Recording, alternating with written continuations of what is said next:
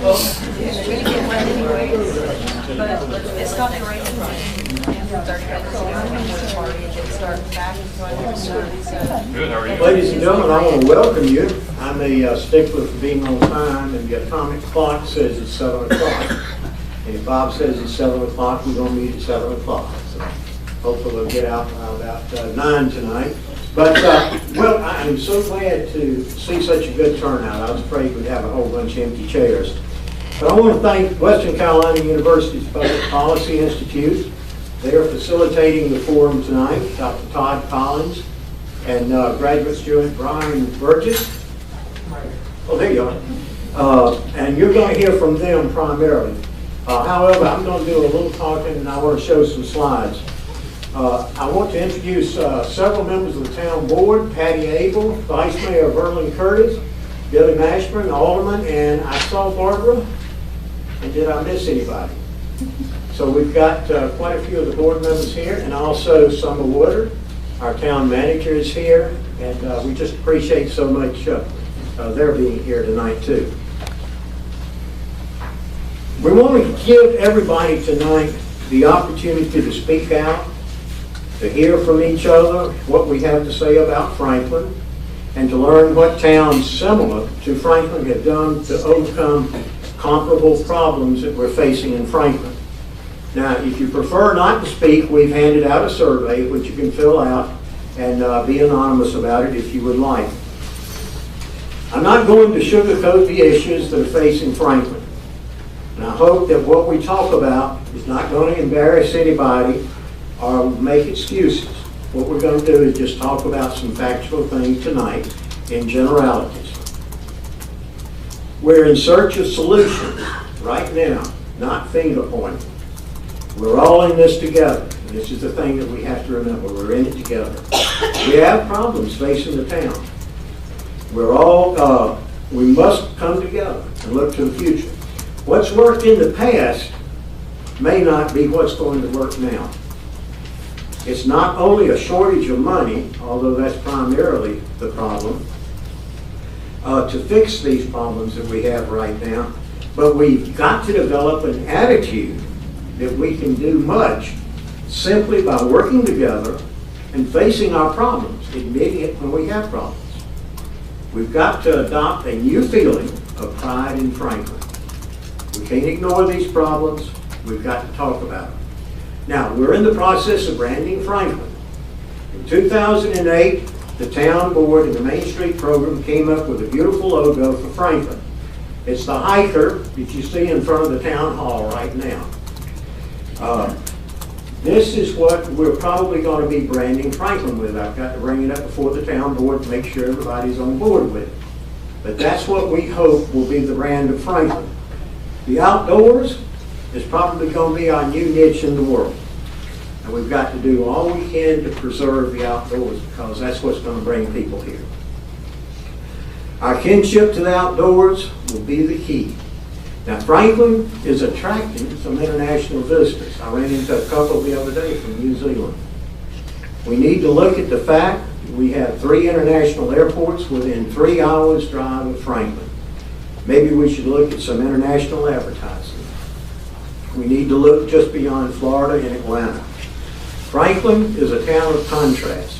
The first part of my slideshow tonight will be to look at some of the problems we have and the appearance of Franklin.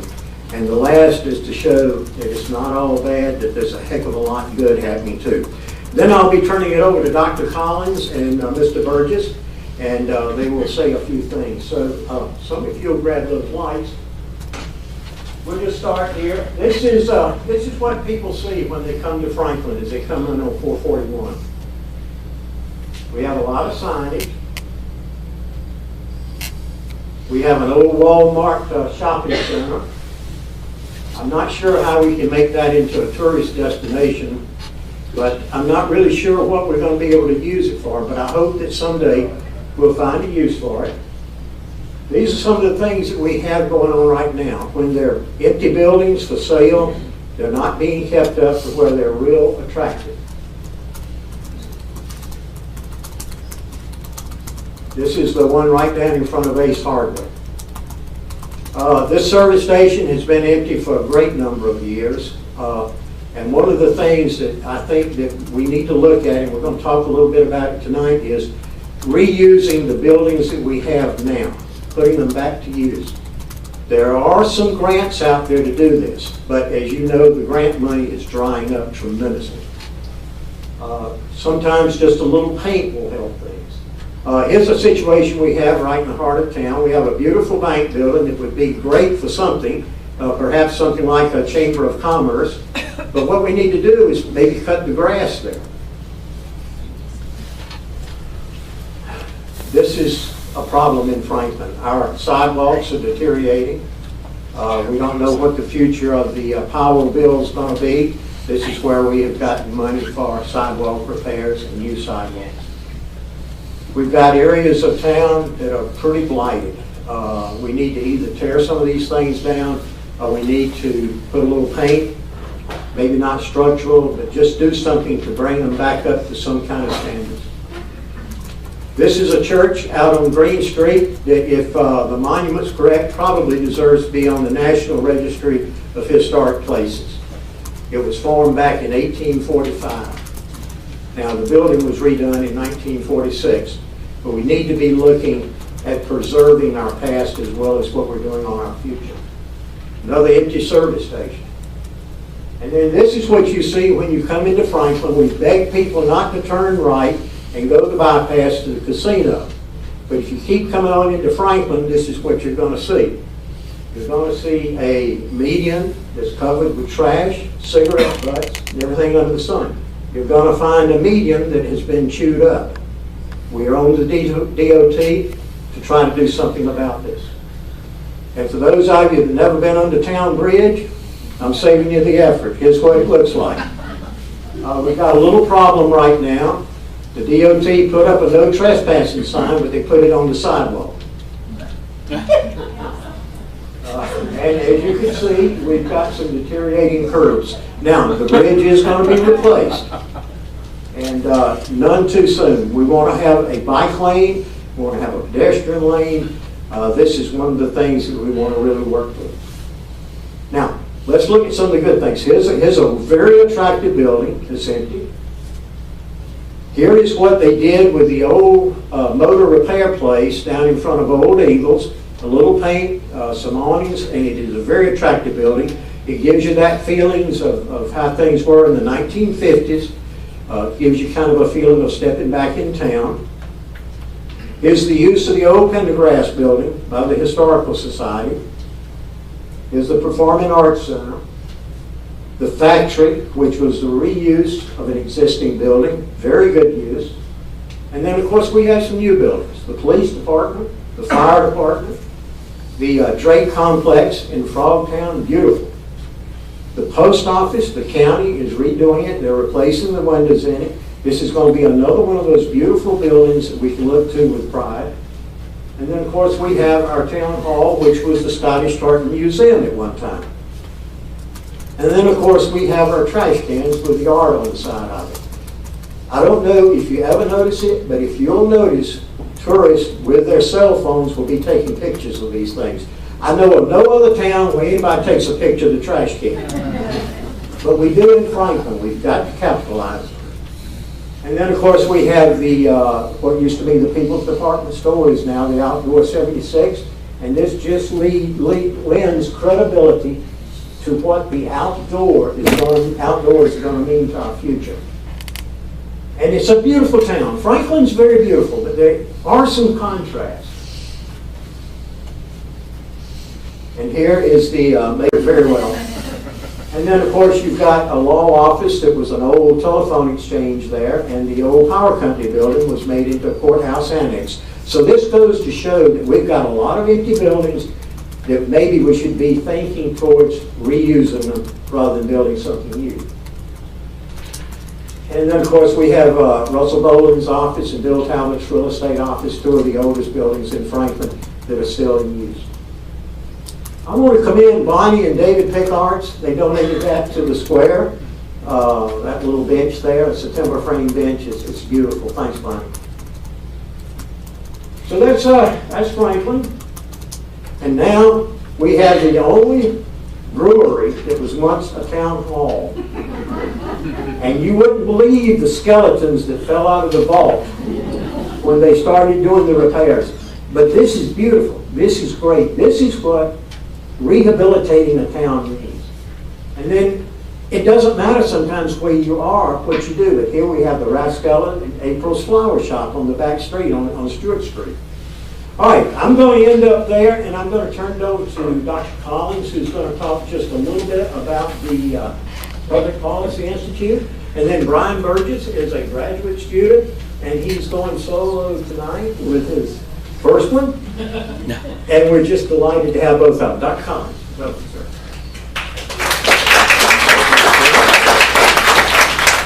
Thank you all. This is a great time to see us putting out more chairs for people to come to. So I'm glad that you all came here tonight. Welcome to this Focus on Franklin event. Thank you for coming out. As the mayor said, my name is Todd Collins, and I'm a faculty member at Western Carolina. I also direct our Public Policy Institute there, which is kind of like an outreach program, an outreach center that we have there. We do a lot of engaged activities with local governments, with state governments, with nonprofits.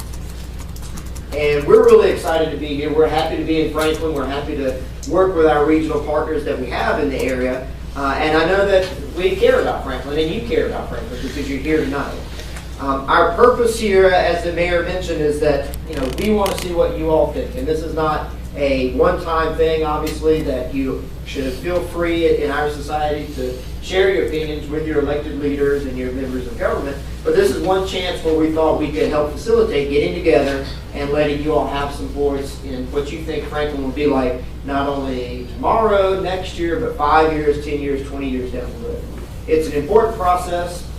If you've been around to a lot of towns, particularly in Western North Carolina and other areas, towns are having a difficult time. Franklin overall, in my opinion, you guys are doing pretty well. It's a beautiful town. You have a lot to offer folks to be here. And a lot of places are suffering worse off than Franklin is, and some of you know where those may be. But any town needs to reevaluate where it is from time to time. And you do look at where we need to grow, where you can expand on the good things, the positive things that you have. So our purpose here tonight, the Brian and I's purpose here, is really just to facilitate. The mayor may have his vision of what Franklin should be. You may have your vision. We have no vision. We have some vision. Not a vision of Franklin, right? We are outside. We are here observing. We are here to facilitate and let you all speak. And we're doing that a couple ways. One is, hopefully when you came in, you were given a piece of paper that's a survey. You don't have to put your name on it. It's anonymous. We've got a few questions on there. We would ask you to please fill that out and then drop it in the box on your way out the door, the black box over there. And you should feel free to say what you want in that. Any ideas you have, any answers to those questions, please feel free. We will collect those. We will put them together in kind of a summary format and make those available to the town. The other way is we do want to have some open forum here tonight. Obviously, we've got a big group. We don't all want to be here until Labor Day. So we are going to try to limit some time that you can speak. But we want everybody to have 3 or 4 minutes if they want to be able to speak and say what they think the vision of Franklin should be, the things they like about the town, the things maybe that the town could improve on, and their general ideas about where Franklin should go in the future. So we want you to do that as well. But sometimes I have to play the bad guy, and if I cut you off, it's not because you're not making a great point or I personally don't like you. It is that we got to move along, and hopefully everybody will understand that. Again, we don't have an agenda. We don't have one vision that we think Franklin should be this or that or anything else. We are trying to make sure that you all have a voice in this, as you should in our society. So please fill out the surveys. Again, keep them anonymous. You don't have to put your name on those. And please, when we have time for open questions and comments, feel free to raise your hand, and we'll try to recognize folks and let everybody that wants to, within time constraints, have some time to speak.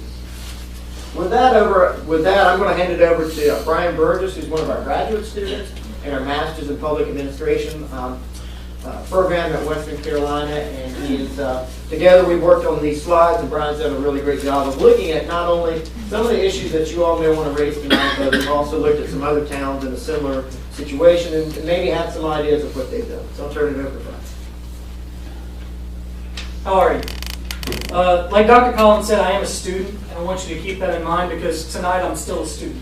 You're teaching me what these small towns need, what these small towns want. You're teaching me if I am a public administration person, I'm going to go out to local government and nonprofits anyway, I need to know how to do this stuff. So don't feel intimidated about talking. Don't feel like anything I'm saying you can't disagree with or anything. Let me know what you think because this is my education. And honestly, probably Mayor Scott's as well, because he needs to know, as an elected official, what you guys want. You elected him for a reason, you do what you want. So, let's talk Franklin. So, what could Franklin do to make starting or conducting business easier? What do you guys think? What? One-stop shopping point. So when I go in and say, I want to do this, I can get information on every permit I need, everything I need, and what tax filings I've got to do, whatever, to make it so I don't wind up, oh, you don't have this, and then the inspector comes up and says, you'll need to do that. When you drive around town, call 50 numbers. I see what you're saying. Okay. How does everyone else feel about that? Sort of just an information kiosk, honestly. Okay. What else? I told you guys not to be shy. Come on. I noticed in the pictures there where they've been remodeling and fixing up buildings and all. Yes, ma'am. But then you look at the street in front of them buildings and look at all the patches. Yeah. It's like driving on a washboard. I think that was what it looks like a lot of this street is completely covered instead of patches. Okay. I'm Bill Van Horn. First to say, I'm a county resident, but I firmly believe that the way Franklin goes has a big impact on our lives living in the county.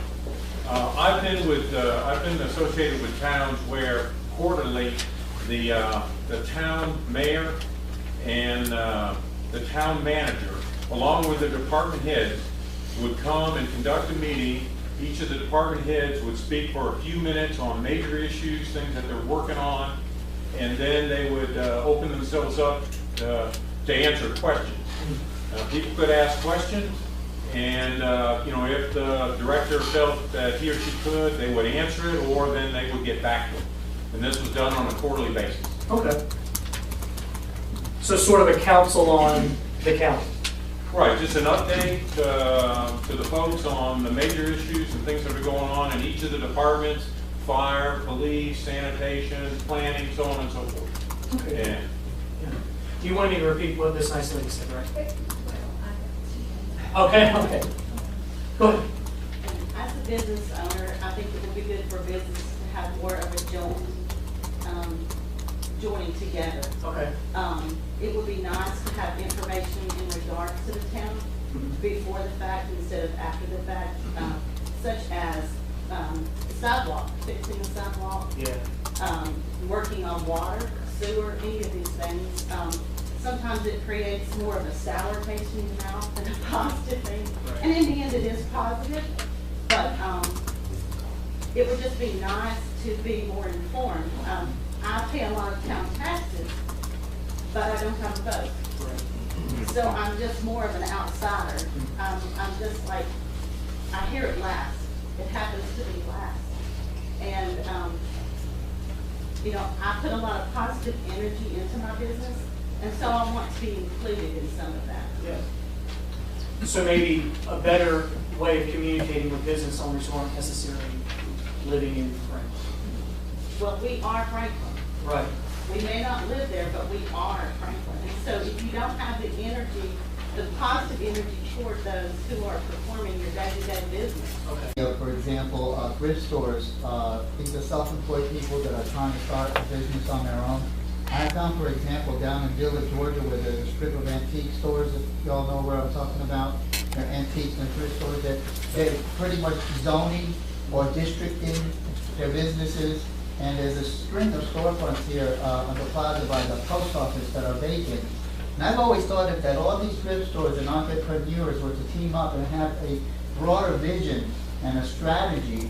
I think I have found, living in big cities anyway, they are districts, where you'll have fabric stores right next to each other. It doesn't create, it's not so much competition, but it creates more consumer spending. Right. It's a draw. And the same thing, I see how they open and close, and I think to myself, boy, if you guys just got together and negotiated all those storefronts, you could start a whole district, a whole zone. The same thing maybe with tire shops, okay? You get tire shops, you got one on the corner of Main Street, they're not keeping the place tidy.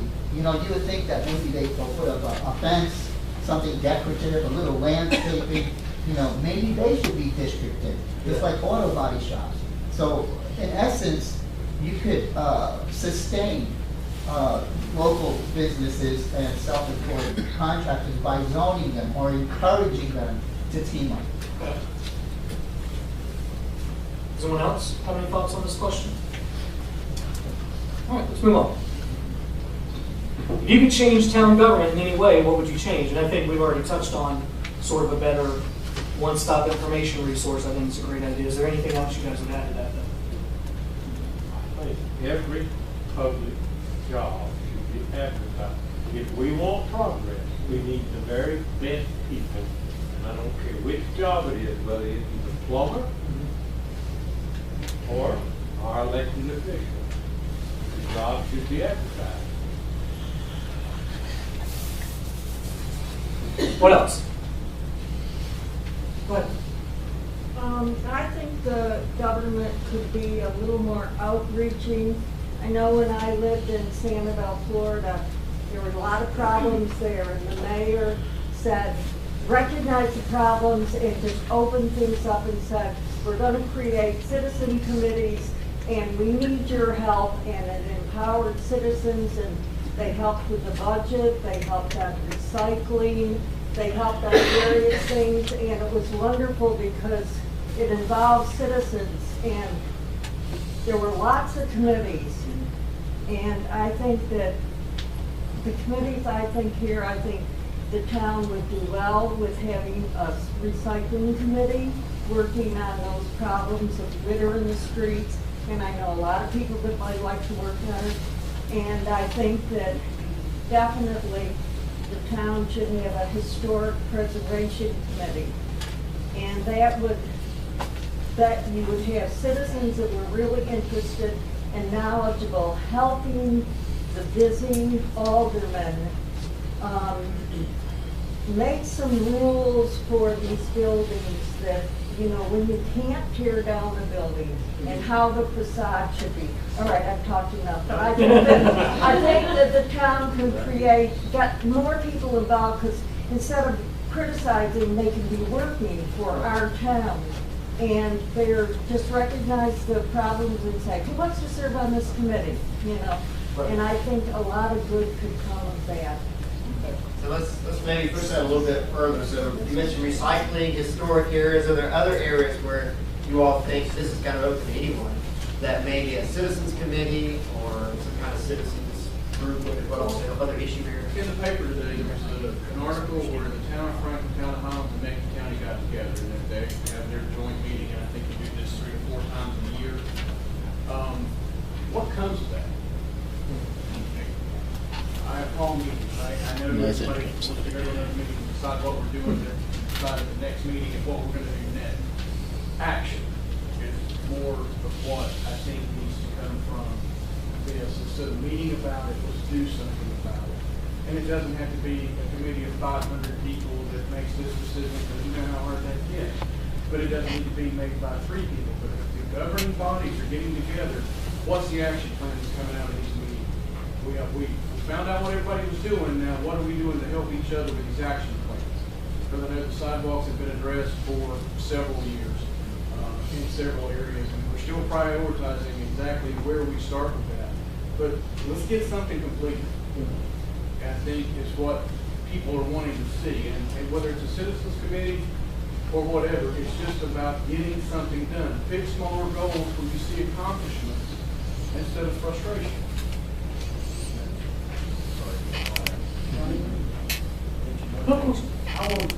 I overlooked Joyce came in, Alderman Joyce family. So we have all the board here tonight. showing interest in everything. So, Joyce, I'm sorry, I didn't see you throw it out there, make me know your baby's late. Go ahead.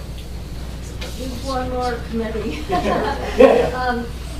Since the theme, rightly so, is outdoors, there's a lot of interest in having Franklin become a tree city. And that a lot could be done around that, of planting more trees and getting people involved. And I know of a lot of people, the garden club, the master gardeners, that would be interested in forming a committee and working if they had some empowerment from the town. Yeah, we'd like to see what you have to offer and suggest. So, Tree City Franklin. Kind of feedback off that one. More public-private partnerships. Okay. Any certain areas that you Across the board. everything. So nonprofits, businesses, everything. Sure. Okay. Anyone else? Are there any other committees that you guys think people got together? I mean, citizen committees or maybe even elected official committees, local committees, anything? People got together and focused on an issue you think will make a difference. Okay. Right, yeah. We were just talking about green. Yeah. And there's an adjacent property to the Frontier office right here on Main Street. It's been vacant for a while, and a lot of the big cities, what they'll do is they'll have a community garden. Well, they'll solicit folks and the garden clubs and say, look, we have a project for you. Yeah. You know, right on Main Street. And now that could also cater to some of the hikers. You know, that maybe you could develop this to double as not only as a community garden where you have volunteers, so the cost isn't extraordinary. Then you can solicit a sponsor, for example, Frontier, since it's right next door to their property, to put in some investment for some of the startup costs, and that would also enhance that lot. It's on Main Street, it's pretty, and then also maybe have some benches for the hikers. It could be rest areas for joggers. So if we were just talking about green, and then you think about that spot right there. Someone else was speaking out tonight. Yeah. But The idea of committees, I'm not having a hard time with it, but I know there's the Main Street Board, the Town Board, the TDC, the TDA, the Chamber, Venture Local. How many more committees do we need to try to come together? I think when you get those people talking to each other, discussion, not argument, discussion, yeah. that this would promote forward momentum, rather than creating more committees to go, I don't like your idea, so I'm going to make my committee, and I don't like your idea, and we continually create this chaos. Yeah. Then nothing ever goes forward. Well, let me ask you, because again, I'm not saying, you've got all these committees, they're spending a lot of time arguing. That's the gist that I'm getting. When I read the paper. Okay. Okay. I mean, that's something that you got to face and own and say, okay, how do we solve that? You know. So, I mean, if it's one of those things where you're like, well, maybe they're arguing, but maybe they'll work it out. It won't get worked out. But if it's been going on for months, Yeah. or a year or better, at what point, where does Superman swing in and say, all right, stop this, this is what we do? Right. And that's why I think we've got enough people that are interested, we just have to be willing to listen to everybody's ideas. Yeah. Okay. When there are enough good people who become disillusioned with meeting after meeting Yeah. after meeting and going nowhere and setting up to have everybody pick up the community lines for the gazebo, well, that's gone. Right, you know, the trash, that's gone. And it's just starting dissension between all the groups, just to start it. Okay.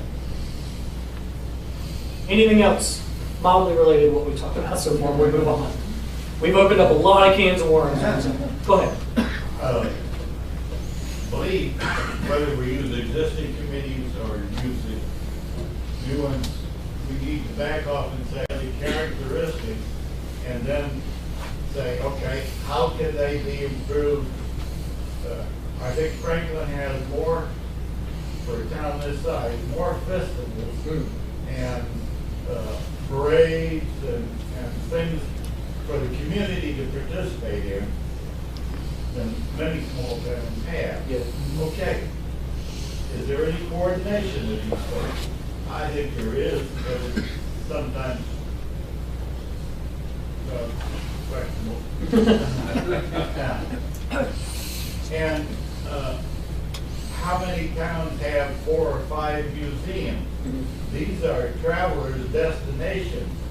Are they featured in our advertisement? Are they used in a way to bring people here? Or if you go into a motel and you sit down at the desk or look at the television, is there a card that says, hey, come see so-and-so?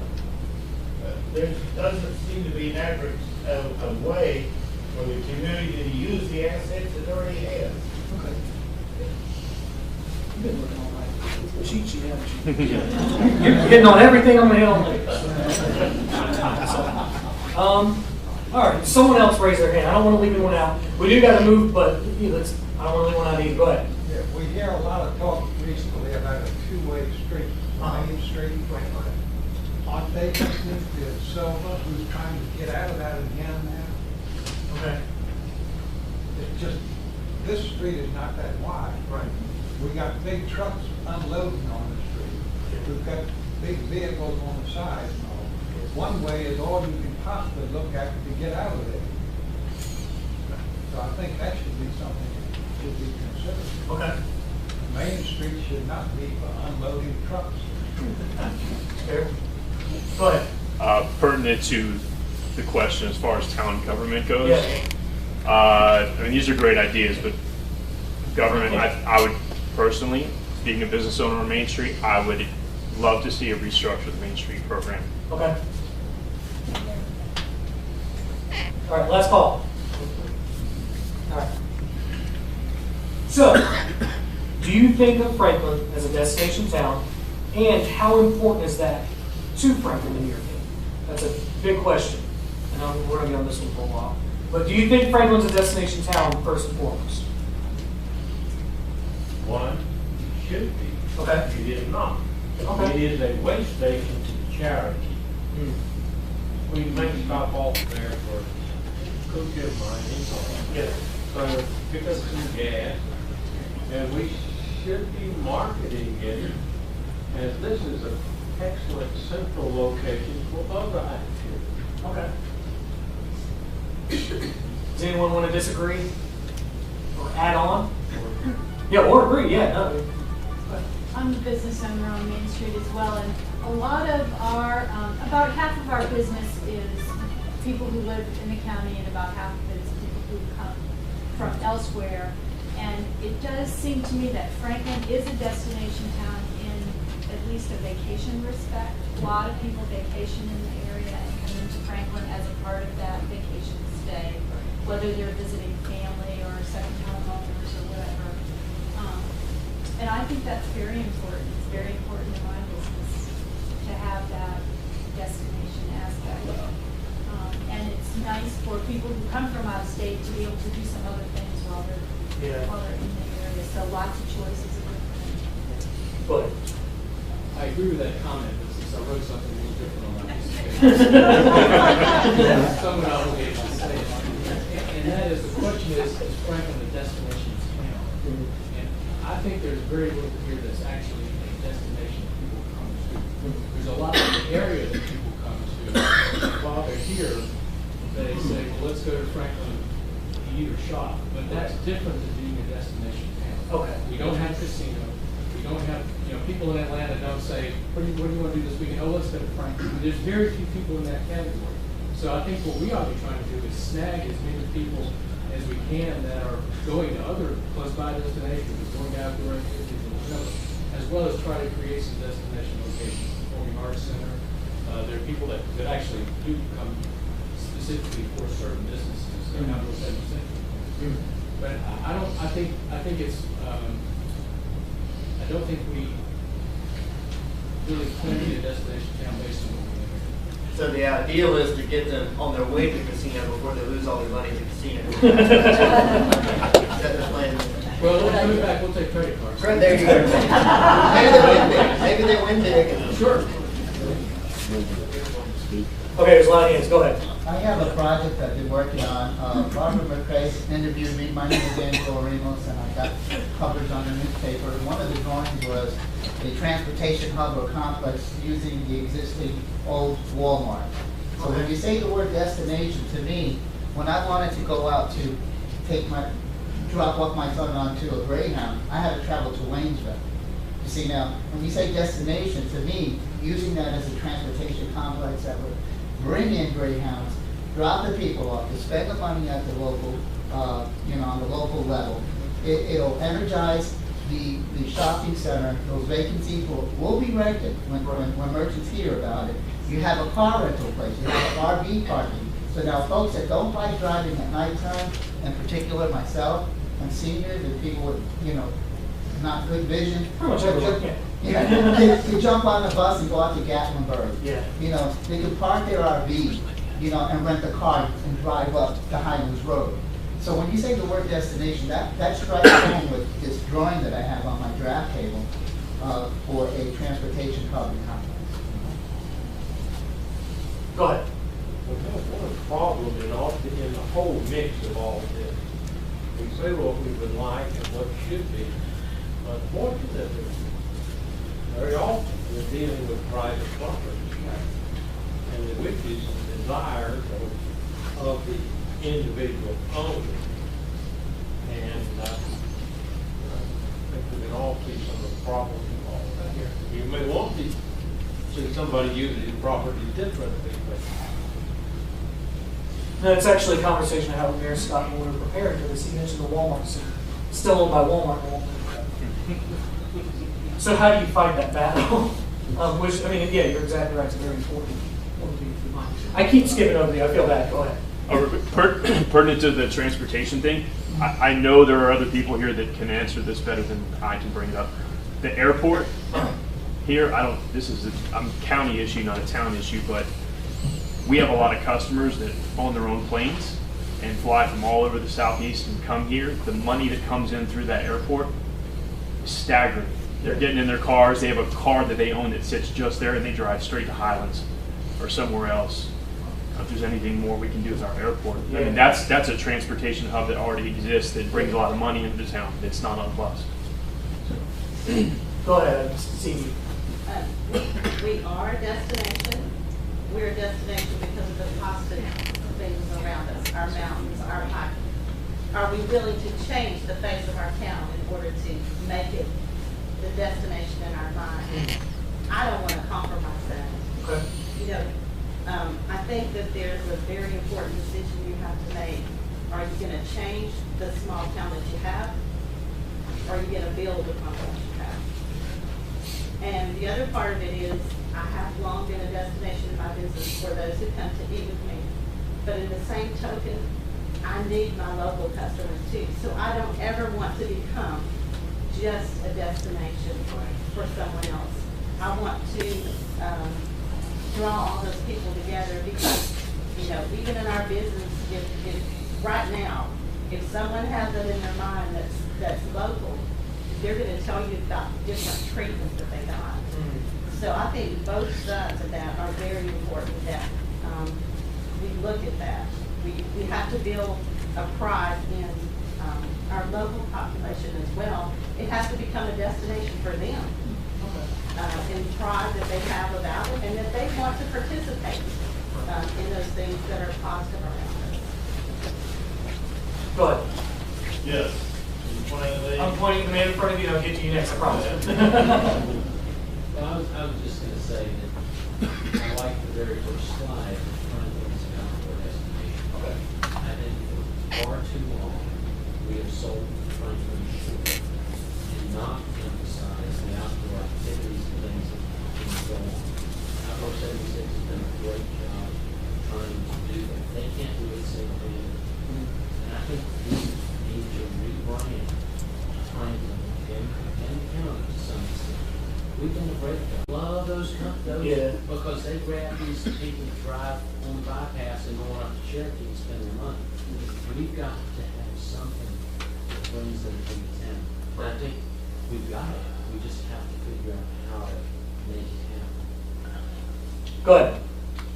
Yes, question for the group and then a question for the lady who just spoke over here.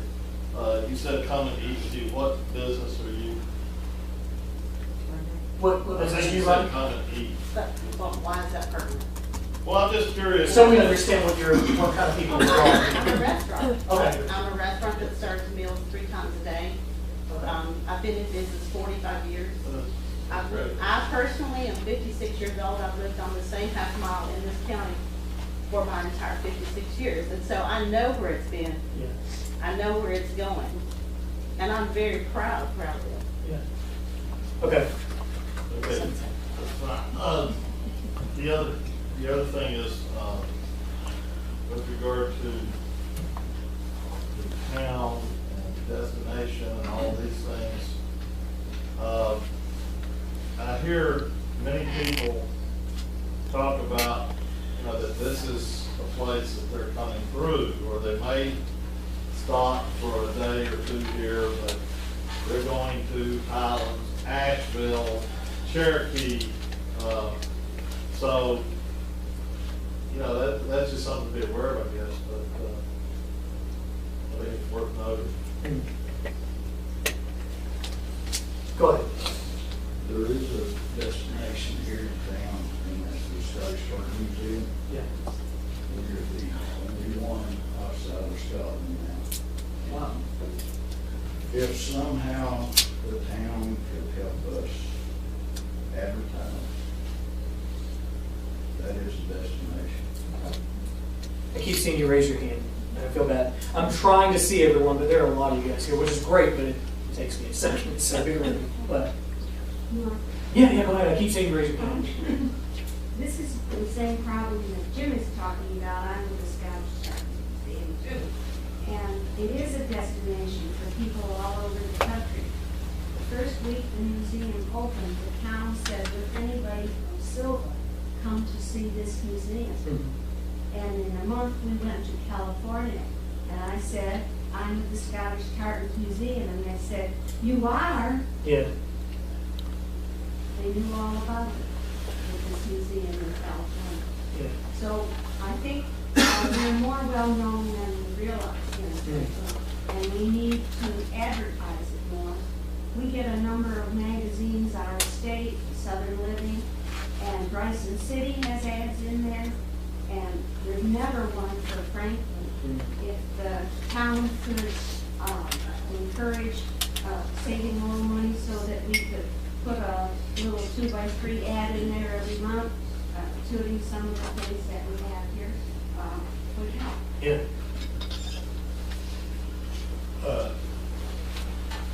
We were a destination.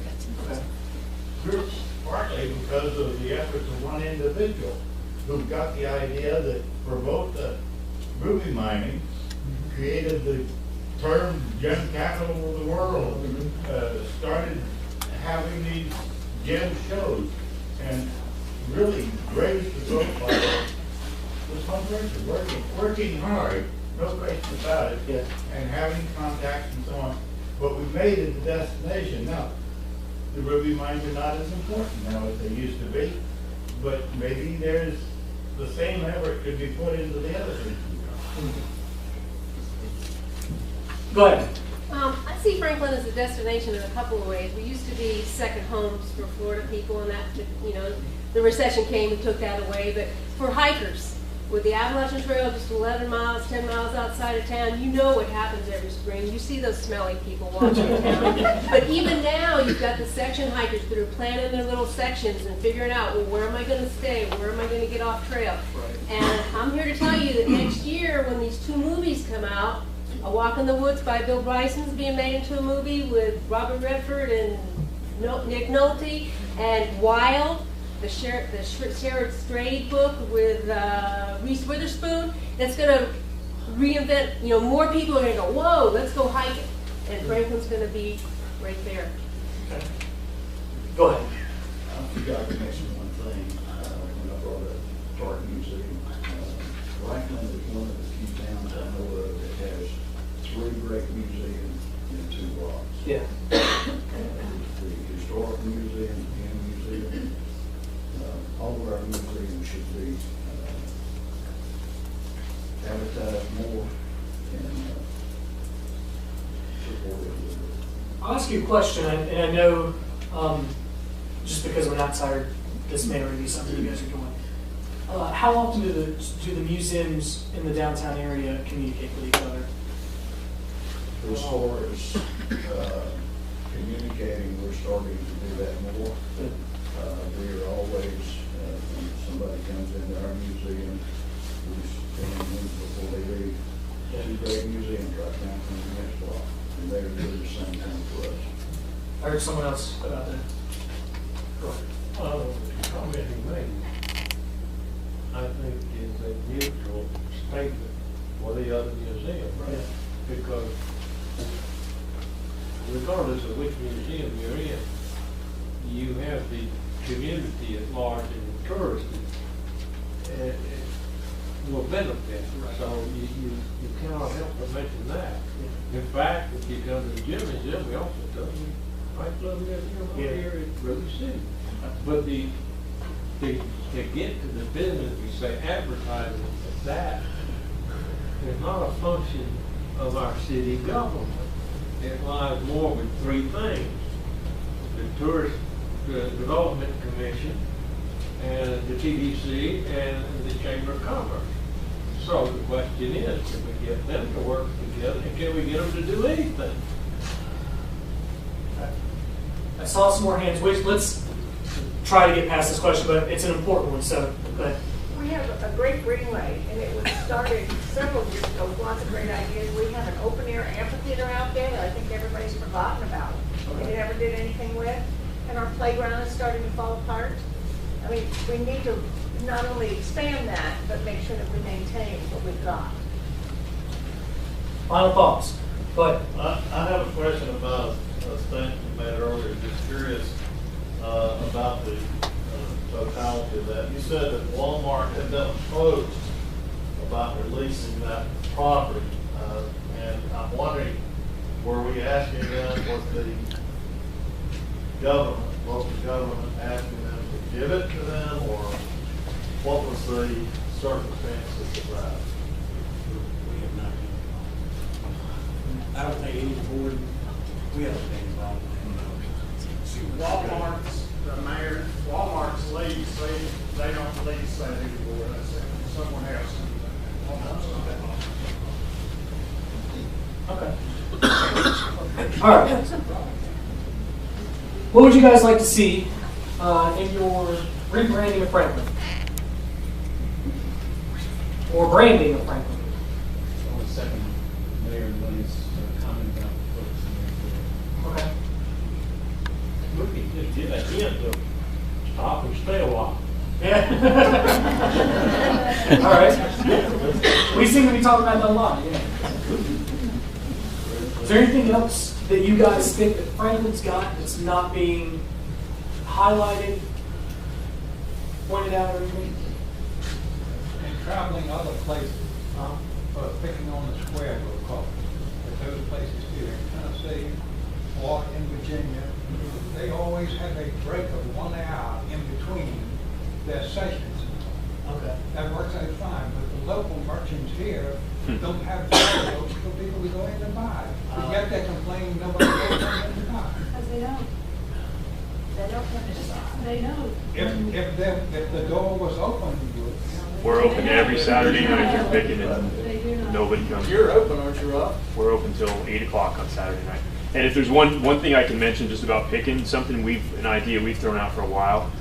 Why isn't there an MC or somebody standing on stage every night saying, folks, thanks for coming out, show your appreciation by spending some money on Main Street. The microphone gets turned right over to the act, and those are the only people that talk, and nobody from the town represents the town. None of that. So they're not being incentivized. From where I'm at on the street, I get people who are parking with their lot behind me. They come up the hill, they have the coolers, they've got the chairs, they've got the grandkids. They want to outlook in a lot closer to the festivities and what's going on. I understand some of the merchants on that end of town have had some good luck with the state up in the square. But I know that the times that I've done it, I've got kids using the bathroom, and that's about it.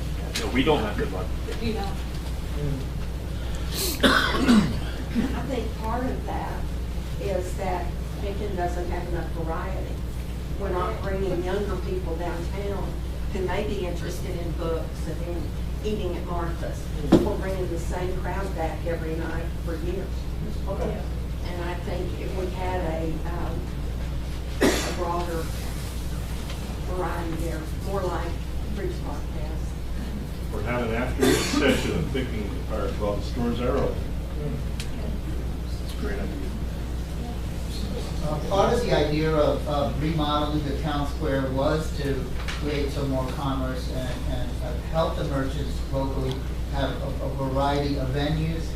And with the microbrewery opening, I think it's a great time to reconsider thinking about the gazebo idea so that it could be one grand opening of reopening Main Street all over again.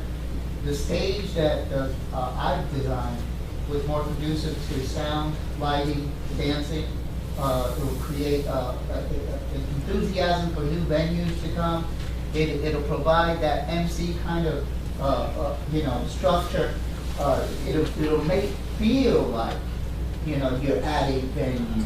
And in terms of what the old gazebo structure can be salvaged, it can be relocated, it can be renovated, maybe take it to the George Park Run, maybe along the, so the historical value of the structure itself can be maintained. But with that said, I think it would be great for folks to start thinking about revisiting the whole idea of the gazebo and coordinate with the opening of the microbrewery. I'd just like to speak to a challenge for rebranding. Okay.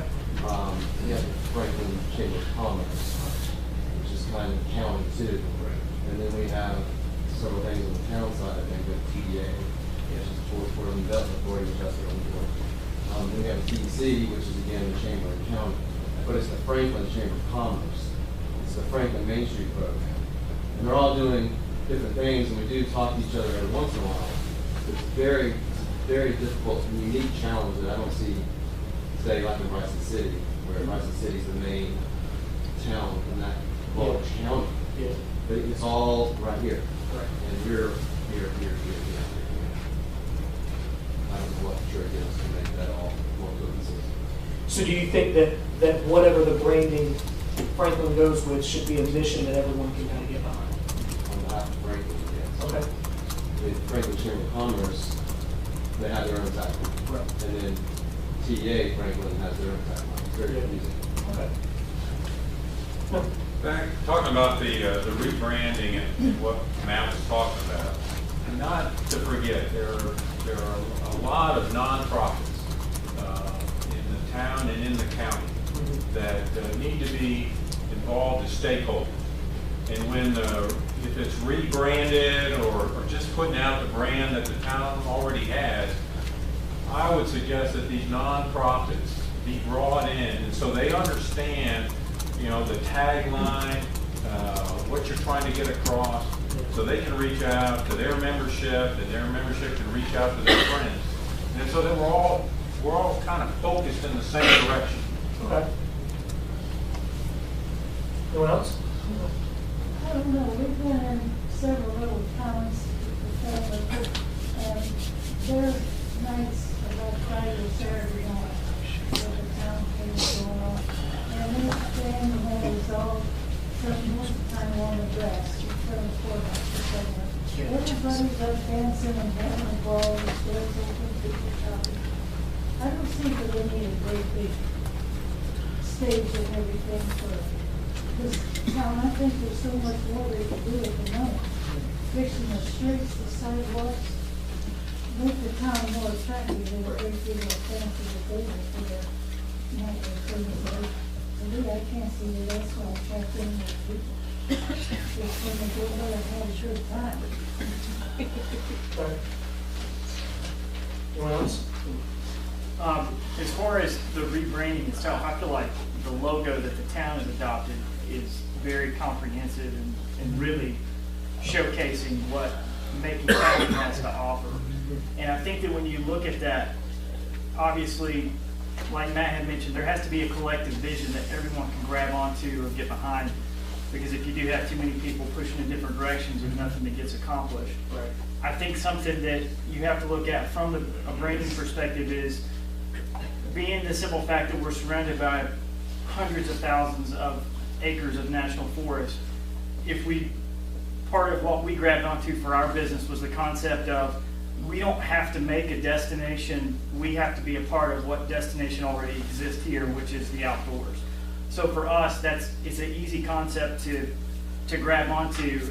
I just hope that everybody sees that you can force the door open with tons of money that gets pumped in, but why not utilize what already exists here in our county? We're going to piggyback off you, go to the next question.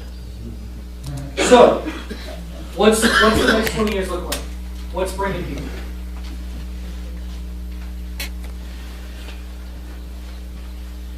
Not everyone answer at once. Okay. I go back to my earlier statement, that it's a great place to vacation with your family. It's a wonderful place to be relaxed and in a beautiful setting and be supported by activities and shops, and we could use more restaurants, I think. That's all I had there. I think several things are drawing people here, and some are pushing people here, such as the continued events in Florida, continued problems for many people there who want to get away from, especially the heat in the winter, compared to the summer. But, there are other problems too, such as too many people, basically, is the way I see it, in much of Florida. So they're wanting to get away. So I think one of the things that's an advantage is we have a wonderful town to raise children in, to raise a family, a wonderful community, safe, the weather is very moderate. My wife and I, we have rental properties that we rent long term. And I guess bottom line is we are getting a number of people moving here from Florida, and originally they come here on vacation for several years, and so they learned that, hey, this is a great place not just for vacation, but it's a great place to raise my kids, raise a family, and many business owners who are coming here. So I think, perhaps a tagline might be something like a great place to vacation, an even greater place to raise a family. Okay. Something like that, to push that, because people are wanting to get away from, that growth. Most people, I think, are, from what I've seen. Okay. But when you look at the 5 entrances into Franklin, my items he's mentioned don't appear on any of it. I've seen a whole lot of colored billboards and things. So the entrances to our town might advertise the kind of town we want people to see a little better than it's doing right now. Okay. Something that hasn't been addressed is, I appreciate the tourism and everything else, but as everyone has said, we're within the international airports 3 hours. Boston West just put in a fiber line that covers 60 miles or whatever. Telecommuting is becoming larger and larger and larger.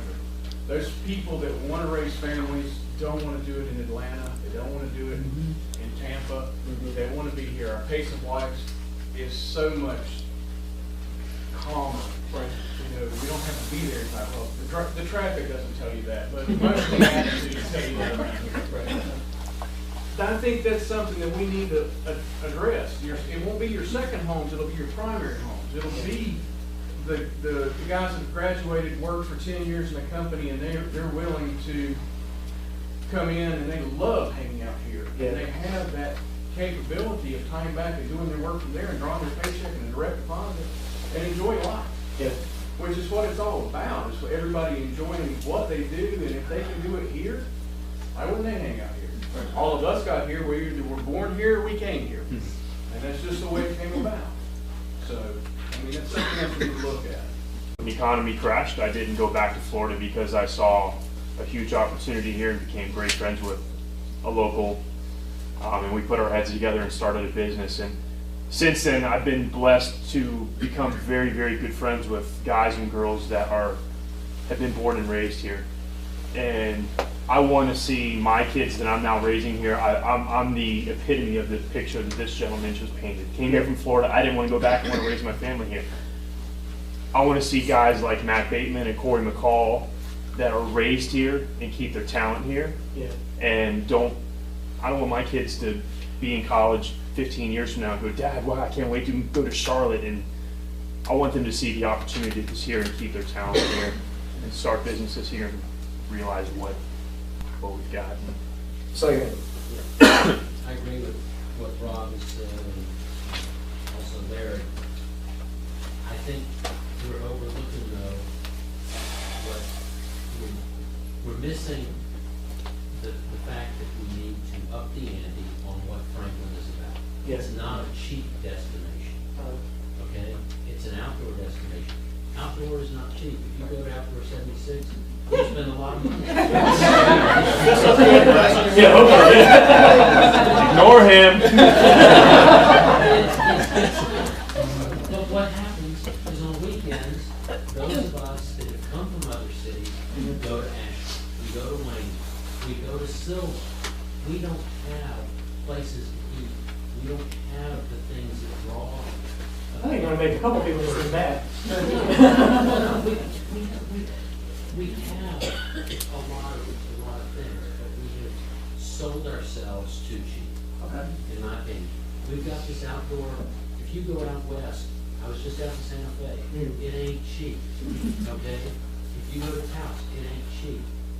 We've got beauty that exceeds a lot of ways out there, but we sell it too cheap. And we've got to get the restaurants. If we're going to get the people that want to telecommute now, Yeah. raise their families, we've got to have opportunities for them so that they don't have to drive to Clayton. I went to Clayton to dinner last week. Yeah. Go to Ashland. We got to change that. We're going to stay here. Yeah. Okay, so I'm not sure if this is the right place for this. Okay. I started and you told me to say that I was like. It's fine. So I keep hearing a lot of people say they live here. Well, most people don't live here. They live in the surrounding area. Okay. And that question does say Macon County Straw, but this is a town hall meeting. Yeah. And I want to talk about what the town can do. And I agree with some of the comments that have been made, but the pictures that Bob showed, a lot of it involves private property, the comment you just made there. So what can the town do to make it really attractive and upgrade our image the way that Lenny's talking about? And, it seems to me that I agree with Rob's comment about restructuring the Main Street program. I'd like to see the Main Street program focused on a smaller downtown. We graduated the largest Main Street program geographically. I'm not sure what good that does. I think we need to focus on a more core downtown area, and if that area gets boosted, then that refurbishment will spread. So that's one thing I'd like to see us do. The second thing I'd like to see us do is do things that encourage private investment, because all the things we've talked about are not things that the town budget can do. So what we've got to do is look at trying to provide some sort of incentive. I mean, do we create special tax districts where we freeze the tax values, and if somebody puts money into it, then the tax is the old value for a period of time, not at the new higher value. Yeah. I think we need to have somebody on the town board staff who is tapped into whatever remaining government grants there are, and those are diminishing by the day. But I think we need to focus on the gateways that come into town, and have the town have this beautification effort or whatever. All these places where the town people in from 441, let's focus on making those attractive so that we don't see all these bad pictures that Bob likes to show. And I think we're not using some of the assets that are in the town. I'd like to see, I hope Matt's successful in having something down by the river that I can go set. We have a river going down. So I would like to focus. Screw you guys, I'm not going to. Go ahead. I would just like to focus a little more on what the town can do, as opposed to the good things that the area has going. All right. Anyone else want to talk about this 20th budget? One of our is. I'm sorry, one of your enemies? Right on Okay. Well, for years, I served as chairman of the Gym Board, which gives the community this. I have heard countless people say, oh, you mean there's a town over there? because they hit the bypass and shoot, and that's it. So I agree with him completely. The entrance to our town needs to be in some way addressed, where people are aware we're here, it's clean and inviting. You see people drive up, they hit the bypass, they go around. You got to stop them, you got to get them in town. All right, let's keep going. All right, Franklin's looking at coming up with a strategic plan, as far as I understand. What are the most pressing issues, or what's the most pressing issue that the strategic plan needs to address? Main Street program. Okay. What else? What makes us different than everybody else? Okay. This is a quick one. If you got ideas, spit them out. It's fine. Education. The cohesiveness of all the organizations in the branding and making sure that everybody's on the same page of what, you know, what's going on and what we're selling. I mean, what's Keeping the utilities up to our population. Maximize the use of our public lands. Okay. Investment. Local, might not be local, but it has to be investors here. Right. I think we have to engage the locals and have something that people can do. Amy mentioned restaurants, but we need more activities than just festivals 3 or 4 or 5 times a year. We need something so people know they can do it once a week or whatever. Okay. Anyone else? I'll speak. Yeah, yeah. It's her idea, but she won't speak. A lot of people are talking about keeping younger people in town, and to be blunt, I don't know. I'm a high school teacher. Okay. I hear kids talk. It doesn't sound like, unless you really enjoy rural settings, it doesn't sound like there's much here. Yeah. To keep them interested, unless you specifically want to. Unless you specifically like fishing or things like that, there's not much to keep. For them to see the value in the town, so that they want to stay, but they do want to raise their own families here and so on and so forth. I think one really needed man in this town that I've seen in other towns. That Greenway runs completely through this town. What the South. And I think a focus of activities directed towards it would be to our advantage. I mean, we got one playground here. There was talk of an amphitheater, never seen on the other end. There's some neat bridges across it, it's an ideal way to walk. There was talk that the East Franklin Shopping Center was working towards reversing the entrance to their shop. Well, that would have been a draw. So I think the Greenway would be a great focal point for future development and use. Lightning round. Anyone? All right. Do you believe people in our community, I say ours, I feel like we're getting to know each other well. Do you believe people in our community are comfortable speaking out on local issues? And if they're not, tell us why.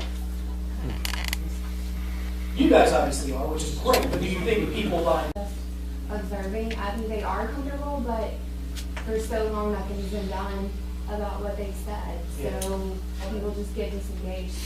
They ask, why would I? I'm comfortable doing it, but why would I want to? Because nobody's going to listen and nothing's going to get done. Some people are probably afraid of retribution for an unpopular opinion. Okay. I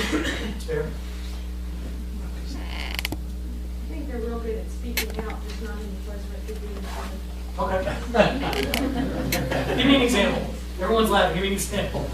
Just, you know, going into local businesses, and I had nothing else to do but stand and talk and listen to them, right? But yet they never go to an Alderman meeting or a Main Street meeting to where they can possibly have some effect and get this taken care of. Statistically, in personality types, you are going to have roughly 10 to 15% of people who are going to be comfortable speaking out and they're willing to speak out. But most people are not. The majority of people, their personality types do not lend themselves to speaking out. And this is evident. There's a lot of evidence to that being the case. Right. So, and those that are not going to speaking out publicly will sometimes do so where they're not particularly identified, like in a survey or something like that, where they're not specifically identified. So I don't think the majority of people, the people here in this room, are of the 10 to 15% of people who are comfortable speaking out. I think most of them are. I don't know, but I know a lot of people here, but anyway, that's, I think, the case. I mean, it's pretty clear from evidence. Let me follow up with an open, everyone's open and answers question. How do you engage those people then? You can't send out a survey every week. No one will respond. They'll sick of it. They'll hate you. They'll show up at your doorstep with pitchforks. So how do you engage those people and get them to put their 2 cents in so that you have a more, you know, well represented? Or even brought out to the town and the government. Yeah. Do something they don't like. It all boils down to that 3-letter word, why. Yeah. If to no effect, Right. you kill it right there. Well, what if they're just shy, or they just, you know, for whatever reason, they're comfortable talking to their friends and family, but they're not necessarily comfortable talking to everyone else? How do you get those people to just take fun? Depends on what class, or can I just back up? Yeah. The demographics of our county. There's a trend where folks in the next 15 years are going to be a higher percentage of seniors and retired folks. So right there, that's a big flag that's saying, okay, we know that the trend is that there's going to be more seniors. Right. So you have to address the future of the larger population. Then we know that we lost textile jobs, that we lost construction jobs. Those directly affect the younger families.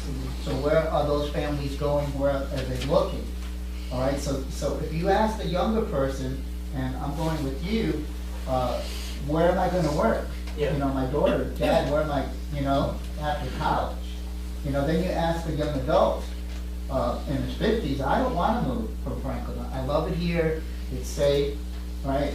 So I'm going to stay put. Yeah. But I want to see my daughter stay as well.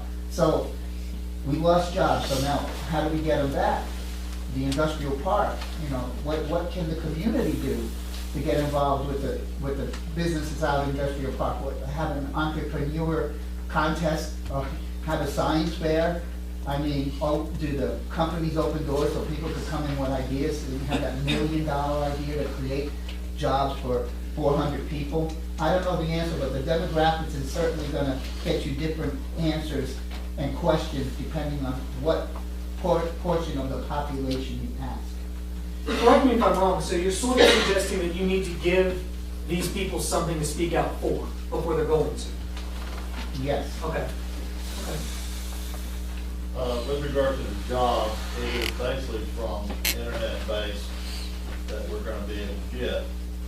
Most of our tenants, long-term tenants, in recent times have been doing their work for some company somewhere on the internet. We just upgraded 100 meg speed, which is blazing.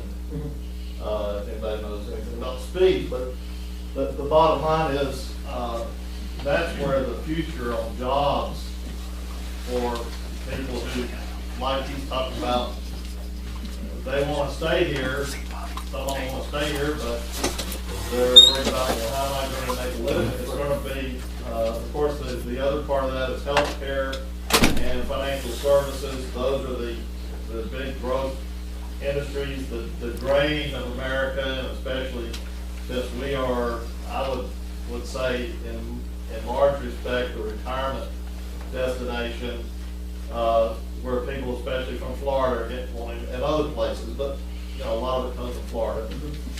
And so that is, you know, the healthcare, which, you know, we have Angel Medical, and they've expanded, and in fact, the Angel Medical Cancer Building, one of our tenants was the foreman for that building. And anyway, that's basically, I think that's where you don't want, and you're not going to get back textile jobs and industry like that. The old type, you know, industries that are, whatever you want to call them, dirty industries or whatever, and you don't really want them anyway, but I think it's, you know, the jobs, internet-based, you know, using the internet and healthcare and financial services and things of that sort. All right, so we've already touched on this. Largely, the opinion seems to be no. People don't feel like they're heard if they do speak out, if there may be a reason for people not to. Does anyone disagree with that general idea? Do you think people are heard in this community, or do you think a lot of voices go unheard?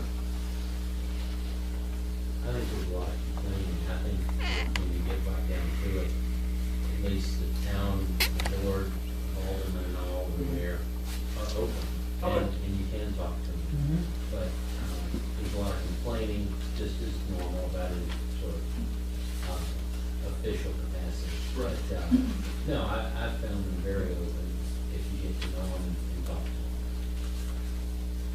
Other thoughts on this? Oh, I have one other comment. It's been alluded that there aren't any restaurants here.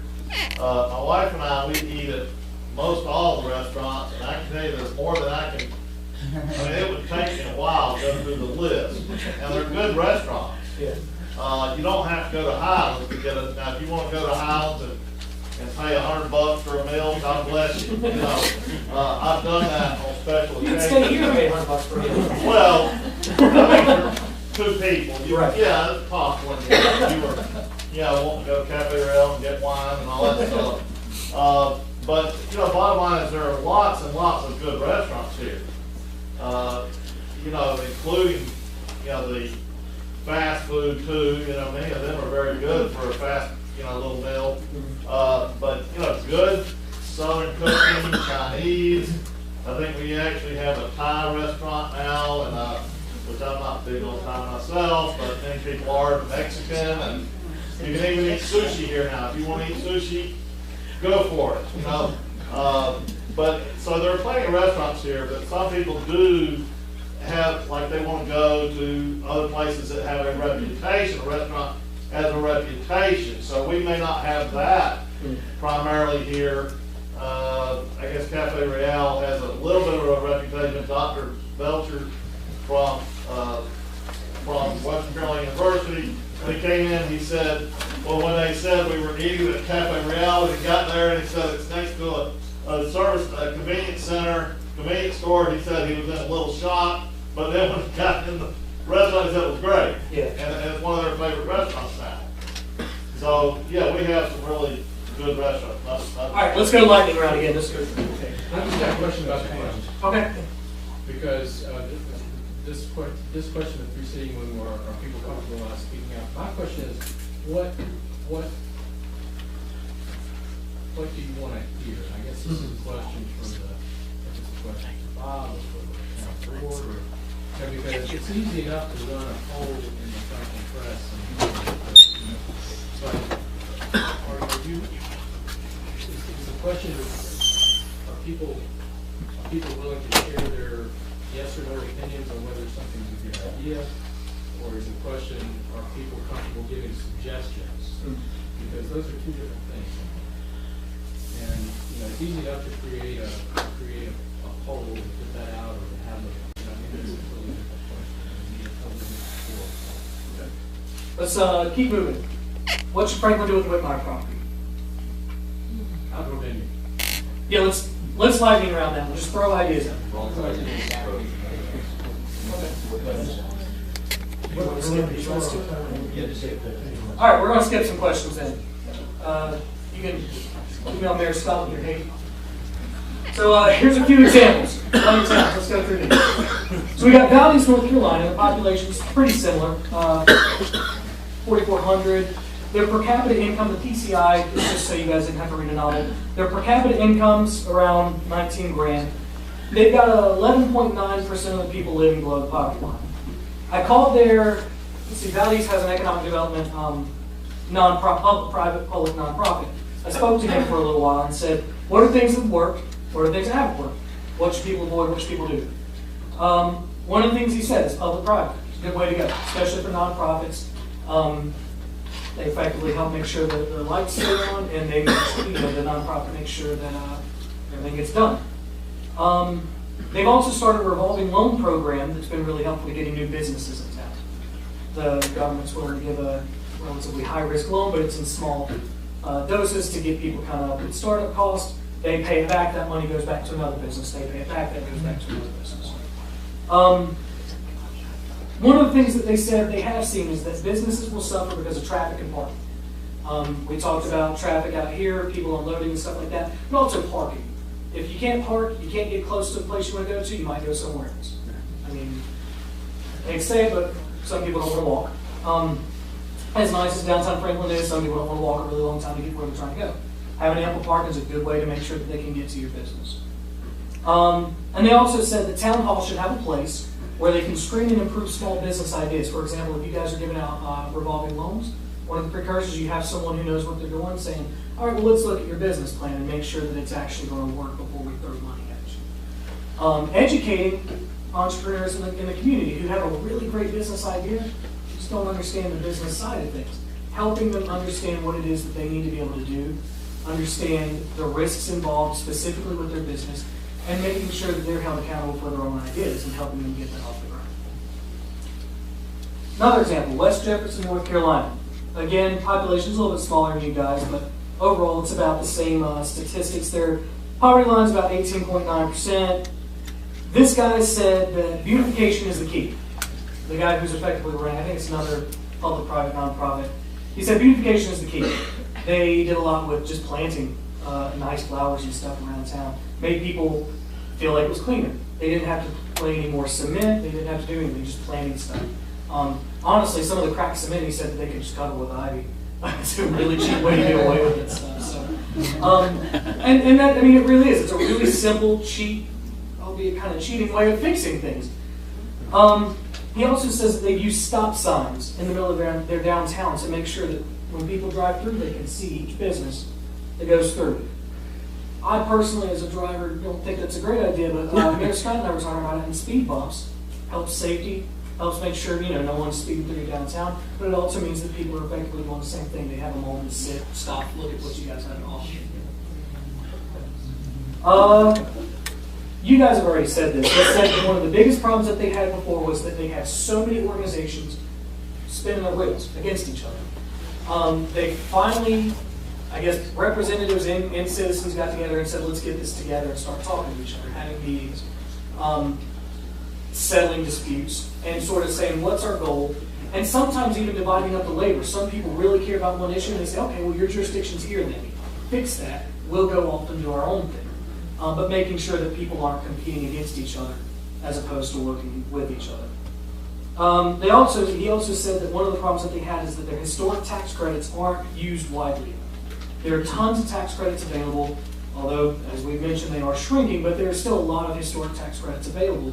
I talked to someone from the Tartan Museum earlier that said that one of the things they're trying to do is get digitized so that they can apply for these kind of things.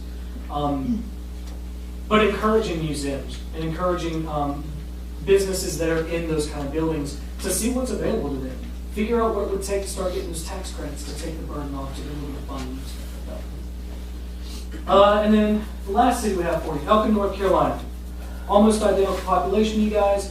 A little bit higher per capita income, and they've only got a 12.6 below the poverty line rate. They have their own economic development department. Most small towns don't. They leave it to the county to take care of those kind of things. But they said, we're done working with the county. We're going to do this on our own. She said it's the best thing they've ever done.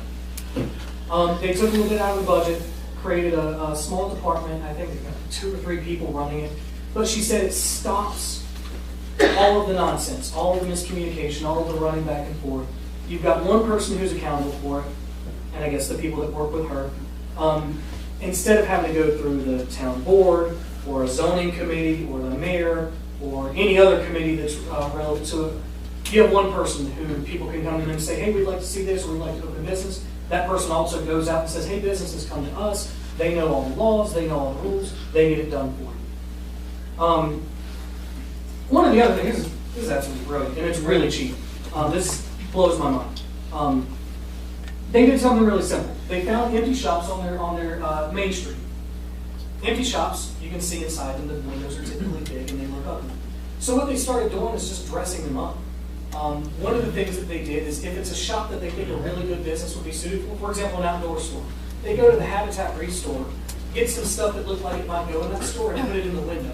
And they'll take pictures and send it to businesses and say, this could be you. And it looks wonderful. And when people are driving through, it doesn't look like you've got a bunch of empty buildings in your downtown. One of the problems is that they have some private property owners who don't want to give up the business. So what they've done for them is they've approached them and said, well, how about this? Can we just dress up the window? We won't make it look like a store. Let's just decorate, clean it up, keep the windows clean, get some nice stuff in there. I think one of those things is that we buy some of those people windows and dress those up in different funny little outfits. But it gives tourists and people to look, something to look at. And again, it doesn't just look like an empty hollow shell. So I have something here. So that empty furniture store here on Main Street, for example, Outdoor 76 could have it for 1 month and dress it up, 6 doors down, and you get the another business. They get it for a month, up until the time it's leased. And so that's fabulous. I thought it was a great idea. Yeah, my idea for shopping malls do kind of the same thing. So if there's an empty store that has a window or something, they'll put another store stuff in there as an advertisement. Wow. And that's a simple, relatively cheap fix. It's like I said, I thought it was awesome. Another thing that they've been doing that's also a really great idea, send job recruiters to your high schools. That's one of the problems that we were talking about earlier. Kids are asking, what am I going to do here? Well, the people who have those kind of jobs to offer, let them go to the high schools. They already have Army recruiters. They already have college recruiters. Why not have job recruiters? Have them go and say, okay, you can go do these other things, or if you go to a 2-year technical college, you can be making $50,000 a year, or whatever's realistic for that job, making $50,000. But have them understand that there are options available for them, and sort of have those jobs work with those students through the process of getting out of high school and getting into a job, or getting out of high school into a technical degree and then getting into a job. Because, I mean, if you build a relationship, those people are much more likely to keep calling back to be interested. I mean, just speaking for myself, when someone told me I could go to college, I was like, really? I had no idea. Sometimes just telling someone in high school, hey, you can do this, makes a big difference. And then the last thing that they said is that the 18 to 30-year-old demographic is extremely hard to crack. And you guys have run into this, everyone's run into this. She did say if you guys figured it out, give her a call, because she's still scratching her head on that. But it is something to be aware of as you're going forward. You've got to be sensitive to that demographic, because, you know, you guys know what you like. But I don't know how many 18 and 30-year-olds we have in here, but I don't think that we have a very representative demographic in here. Why? Why couldn't we get them to come to these kind of meetings? Why can't we get them more civically engaged? I don't know. I don't have the answer to that. It's something everyone has to figure out. But when you do that, you start getting a much more representative and usually more energetic and I don't know, like they're hungry. You know, they want to be a part of something. They want to really contribute, but you have to give them the avenue to. But you also have to give them something that they want to contribute to. So figuring out what that is smarter people than me can't do it. So I don't know. I have a question, kind of like a time machine. Yeah. If I could figure out what job would be available 12 years from now. Right. My daughter is going to be 24. Mm-hmm. Right. So all right. So here's the magic time machine. Right. Well, 12 years from now, we're going to have 85 public service jobs. We're going to utility jobs. I'm just saying. Yeah. If you were to look in the future and forecast based on attrition, retirement, and what have you, that might be a barometer for where the youth can start planning. Yeah. So it's kind of a question, kind of a comment. Yeah. Okay. Is that? Yeah, I understand. Yeah. You need to give them a direction. Yeah. And there are studies that do. Yeah, that's what my question was. Healthcare is gonna be number one. usually on top. Yeah. It's the grain of America. Right. So, things to consider. I put the poverty rate on there because that's primarily my research interest anyway, but I also think it's extremely important with small towns. Let me be the bearer of bad news for a second here. Like I said, Valdez was 11.9% below the poverty line. West Jefferson was 18.9. Elkin was 12.6. Franklin's 20.9. So it's higher, not by a whole lot than West Jefferson, but the other two towns, by a fair margin. Now, there are obviously ethical dilemmas with poverty, but one of the things you got to keep in mind is people can't afford to pay their bills, they can't afford to go shopping, they can't afford to keep your businesses open. You don't want people in poverty in your small towns because it really does put a strain on the economy. How you want to conquer that? It's all, I mean, again, there's tons of research and not very many people agree on how to do it, but it is important to try. One of the other things to keep in mind is you got to diversify your markets. We've talked a lot about tourism, but you guys all know tourism doesn't last. It goes in and out. Sometimes it's really popular, sometimes it's not. And sometimes people get dropped off along the way. You cannot rely on one kind of market. You just can't. So one of the things that going forward you have to really pay attention to is what else you incur. What else does Franklin have to offer? We've sort of touched on that, and I think one of the really important things is what do the locals want? We've talked about that. What's going to keep them spending money when the tourists all go home? It's an important question to ask, and it's something that's, again, it's not going to have an easy answer. You have to encourage young entrepreneurship. Going out to these high school kids and these technical college kids and encouraging them. Again, having someone in town hall or having someone on the committee be able to talk to those people and say, this is possible for you. You can do this, and I'm going to help you do it. Here's how to make it realistic. Here's how to get a good business plan together. Help them work on ideas that they have and encourage the enthusiasm that they have as opposed to saying, that doesn't seem practical. And the last thing is you got to really, and you guys already know this, try to maintain consistent and constructive discussion. We talked about that all night. This is the first step in a huge, huge line of discussions that need to be had in any town. You guys are, I mean, so far no one's stabbed anyone, I think, unless someone's falling out of that. But that's incredible. It's really important because we don't all agree on what needs to be done, but it's important that we all, talk about it. And I think that if there's any suggestion that I, a humble graduate student, can offer you guys, it's keep doing this. Keep talking to each other. I completely agree with the guy I just got sick of me. He said that you got to get something done too. But before you can get it done, you got to have a plan. You got to know what it is that you want to get done. Otherwise, you end up right in the same situation. So this kind of discussion, as long as it's geared towards action, is extremely important, and I would encourage you to keep doing it. So, anything else? I would like to say that I think that we're faced with an interesting situation that we're trying to come up with a brand for Franklin. I mean, obviously, some of the conversations tonight have been about a brand. And the word demographic of current mix of what our community is been brought up. The brand that we are, if anything, is refocused on how to revamp the brand of Franklin. It's interesting because we're not only addressing current, but we're also going to be missing the boat if we're not careful on the future. Right. Which, better or worse, good or bad, whatever, we put ourselves in a position where on the defensive now. We were the gym capital of the world, and that's not a bad thing. But we have to realize, just like you said, with tourism or local, things do come and go. So we have to be prepared for that next step and be willing to adapt and change to continue to have this success for our community. Anyone else have anything else?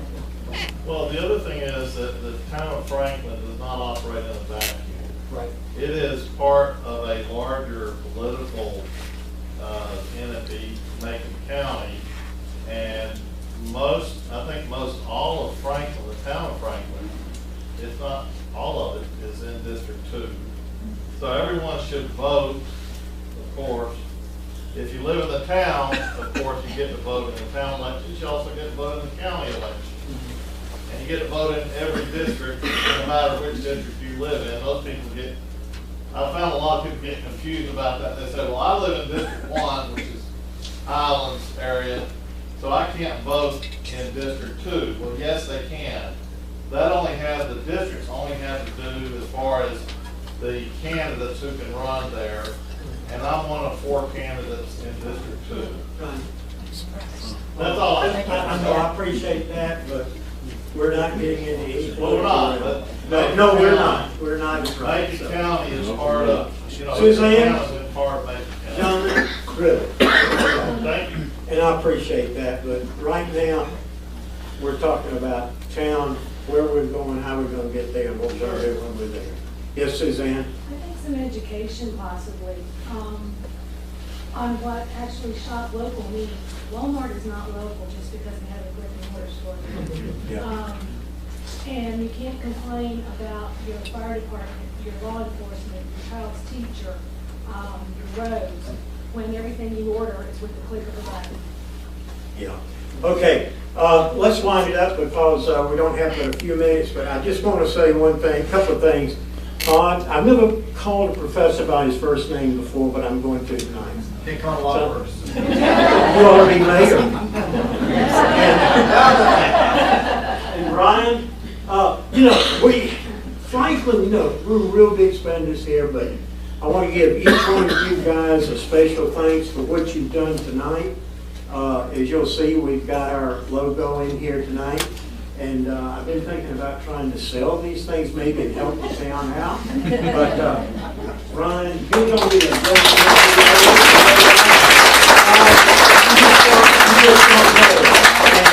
And here's what I would like for all of us to do tonight. This is a beginning. It's not the end. I promise you, we'll take this survey, we'll dust it off, and we'll find a place on the shelf for it. But I will say this, thank goodness we didn't write on flip charts and stick it around on the wall tonight. Thank you. So, with no further ado, I want to thank everybody. I especially want to thank the town board. You say we don't listen, the entire town board's here tonight, with exception one who had to be out of town, and we appreciate it. And this is the only way we do things if y'all tell us what you want. You own this town, it's your town. So good night and drive safe.